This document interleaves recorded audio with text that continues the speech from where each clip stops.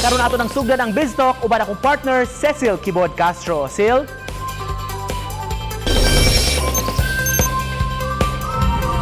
Sa ato ang BizTalk this morning, mga kapuso, makauban nato walay lain kundi si Paulo Contis. Good morning, Pau. Kumusta ka?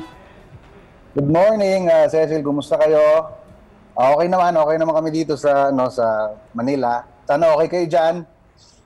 We're so happy to hear about that. How are you, LJ, and the kids, Pau? Kumusta yung stay at home nyo? We're doing well. We're doing well. Siyempre, kahit medyo mahirap, I think masasabi ko na masaya naman that at least dinadanas namin itong lockdown na magkakasama, and we're learning a lot tungkol sa aming mga sari-sarili. Ika nga, siyempre mas enjoy dahil kasama namin yung mga bata. Alam mo, Pau, yung samahan nyo talaga sa bahay, mas lalo pang mas-strengthen because of the quarantine. Pero eto, Pau, ha? Sure. Do you also help ba sa mga household chores? Kasi we're curious lang kung ano yung mga gawaing bahay na alam mong gawin. Well, siyempre, hindi ako nagluluto, definitely. Pero may mga bagay naman na like cleaning things, mostly helping with Summer at saka kay Aki, siyempre. Alam natin na kahit habang quarantine, hindi naman nahihinto yung learning ng mga bata. So, we have to do that pa rin. Meron kami mga learning every day. Plus, I do the groceries kasi ayoko lumalabas si LJ sa bahay. So, pag may mga labas-labas, ako yon. Oo nga, kasi you posted sa social media mo that ikaw nga pala yung alay o tribute sa groceries and errands. So, ano yung mga preparations mo para to stay safe, of course, habang nasa labas ka? And na-achieve mo ba, Pau, yung lahat na nasa grocery list ni LJ? Kasi nga, di ba, isa ka din sa mga nagvi-video call ba dyan sa mga husbands na kasi kulang-kulang o hindi alam yung mga grocery items? Actually, most of our shopping or grocery, we try to do it online para i-deliver na lang.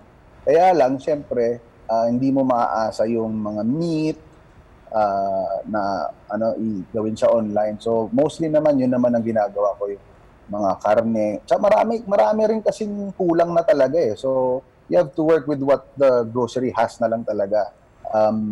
Before going, syempre, may baon akong alcohol, meron akong mask, may hat, long sleeves ako, may gloves ako, tapos bawat hawak, alcohol. And then, when I go back at pag-uwi sa bahay, hindi ako papasok ng bahay na suot ko yung damit. Palit ako from the outside pa lang, tapos diretso shower na. So, siyempre, safety kasi may baby kami sa bahay, di ba? So, baling OA, basta safe. Tama nga, safety first. And let's talk about your beautiful daughter, si Summer. She's such a sweetheart and she's growing up really fast. No? How are you enjoying your time with her?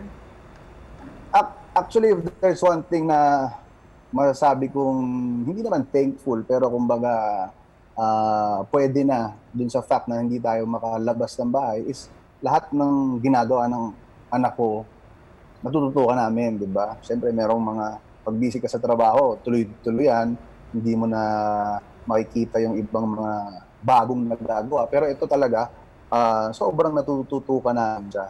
And talking about the new normal, Pao, kasi we have so many adjustments that we have to do now. How will the new normal change your previous routines o yung mga habits mo dati? Ano yung mga pagbabago na kailangan mong gawin ngayon? It's a lot of adjustments, a lot of things na kailangan i-consider, which to be honest, I'm not yet completely ready about it. Kasi syempre, we still have to hear yung mga, of course, yung mga bosses natin sa GMA, what they think about it, kung paano tayo magiging safe lahat. Not just me, but also my co-actors, the staff, the crew. It's different. Online na yung school, so magiging iba rin yun. Kasi syempre, pag online na yung school, mas magiging tutok ka na sa bata. And speaking of adapting, you have something new and something online to share to our viewers. Let's talk about your new online kumustahan, itong bagong show mo, Just In, that you will be hosting. What can we expect sa Just In? Well, actually yung Just In, it's an online kumustahan show. Every Wednesday, sisimulan namin yan every Wednesday ng gabi 8 p.m. Magaan lang to. Siyempre ayaw natin na maging mabigat. Sa dami ng news na mabigat ngayon, gusto lang natin maging magaan yung kumustahan. We just wanna make sure that our friends are safe as well. And at the same time, ma-entertain din namin yung mga kapuso natin na nanonood. Ayan, aabangan namin yan. And speaking of online kumustahan, nakausap namin si Michael V. Bitoy a few days ago. And he mentioned that laughter is the best medicine. Lalo na ngayon that we're all coping up with the quarantine and all. And bilang miyembro din, Pao, ng Bubble Gang, what can we expect sa Yulol? Well, alam mo, I think very timely itong launch ng Yulol page ng Kapuso Comedy sa YouTube. Lalo ngayon, hindi makalabas ang tao, hindi nag-aalala lahat.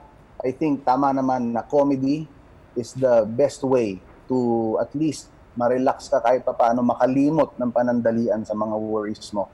And thankful nga ako na tiniming ng GMA Comedy itong Yulol ngayong pandemic. So lahat yan, yung mga lumang comedy shows, mga bagong comedy shows, mga new contents, tulong-tulong kaming mga comedy department ng GMA para makapaghatid ng bagong content sa YouTube, sa Yulol GMA, para yung mga kapuso naman natin makatawa kahit panandalian lang. Pero pwede naman tagalan, pwede naman lang i-rewind lang, i-replay lang ng i-replay, nood lang sila ng nood para maging masaya yung buong araw nila.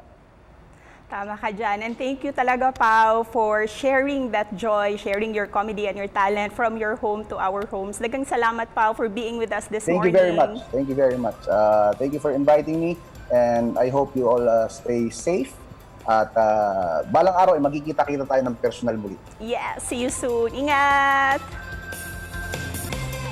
And that was Paolo Contis, mga kapuso, nga mipaampit ka nato sa bagong online kumustahan Just In. Busa tutok lang gayon dinhi si GMA Regional TV Live.